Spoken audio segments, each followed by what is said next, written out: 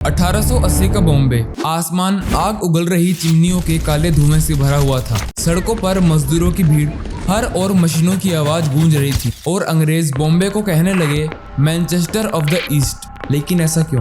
Manchester England का सबसे बड़ा कपड़ा सेंटर था, यानी यूरोप का सबसे बड़ा टेक्सटाइल हब, और भारत दुनिया के नक्शे में ईस्ट पूर्वी हिस्से में आता है। लेकिन यह पहचान अचानक नहीं बनी। 7 जुलाई 1854 को पारसी व्यापारी कौफजी नानाभाई डावर ने बॉम्बे स्पिनिंग और वीविंग कंपनी की नींव रखी। यह बॉम्बे की पहली मिल थी और पूरे भारत की पहली कॉमर्शियल कॉटन टेक्सटाइल मिल भी मानी जाती है। 1860 तक अमेरिका से कॉटन आता रहा, लेकिन 1861 में अमेरिकन सिविल वॉर के कारण सप्लाई रुक गई। बॉम्बे ने मौके का फायदा उठाया और भारतीय कॉटन का इस्तेमाल बढ़ाया। इससे बॉम्बे की टेक्सटाइल इंडस्ट्री तेजी से बढ़ी। 90s तक लगभग 130 मिल शुरू हो चुकी थी। टेक्सटाइल की डिमांड इतनी थी कि विदेशों तक कपड़ा भेजा जाता था। इन्वेस्टर्स और मिल ओनर्स अमीर हुए, लेकिन मजदूरों की हालत बहुत खराब थी। 12 से 14 घंटे काम, कम मजदूरी और कोई सुविधा भी नहीं थी। धीरे धीरे गुस्सा फूटा और हड़तालें हुई। ग्लोबल कंपटीशन बढ़ गया, मशीन्स पुरानी हो गई।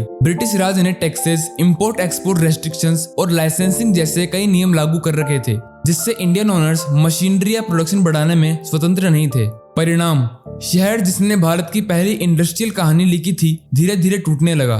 कभी मजदूरों की भीड़ और चहल पहल से भरी मिल कंपाउंड्स वीरान हो गई। सीख, मशीन्स और प्रॉफिट से ग्रोथ टिकती नहीं। वर्कर्स और सिस्टम भी मजबूत होना चाहिए।